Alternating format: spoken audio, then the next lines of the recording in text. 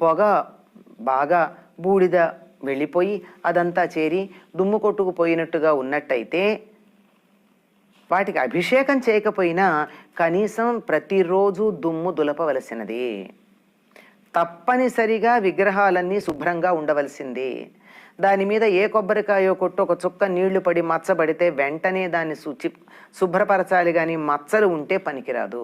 ముఖ్యంగా యంత్రాలు గనక ఉన్నట్టయితే వాటి మీద చిన్న మచ్చ ఉన్నా అనుకున్న ఫలితానికి వ్యతిరేక ఫలితం వచ్చేటటువంటి ప్రమాదం ఉంటుంది గనక శుభ్రంగానే ఉండాలి.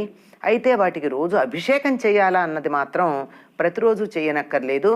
దానికి ఒక నియమం పెట్టుకుని వారానికి ఒక్క మారు గనక చేసుకున్నట్టయితే వాటిని పులుగడగడం అంటారంటే చింతపండు కానీ నిమ్మకాయ కానీ పెట్టి, ఎందుకంటే అవి సాధారణంగా రాగివో ఇత్తడివో ఉంటాయి విగ్రహాలు, వాటన్నిటినీ పులుపు చేర్చి తోమినట్టయితే మెరుగొస్తాయి.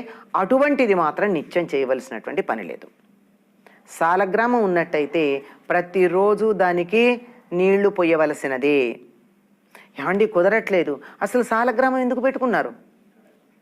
దండం పెట్టుకుంటే ఒక ఛాయాచిత్రం అంటే ఫోటో పెట్టుకుని దండం పెట్టుకుంటే సరిపోతుంది కదా, కనుక పెట్టుకుంటే చెయ్యాల్సిందే.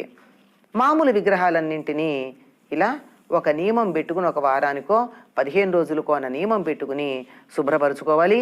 కానీ మరక ఎప్పుడు పడితే అప్పుడు శుభ్రపరచాలి. ఏనాటికానాడు పడిన దుమ్ము, అక్షతలు, పసుపు, కుంకుమ మొదలైనటువంటి వాటన్నిటినీ ప్రతిరోజు లేకుండా శుభ్రపరచవలసినది. అది మాత్రం తప్పనిసరి. స్వస్తి.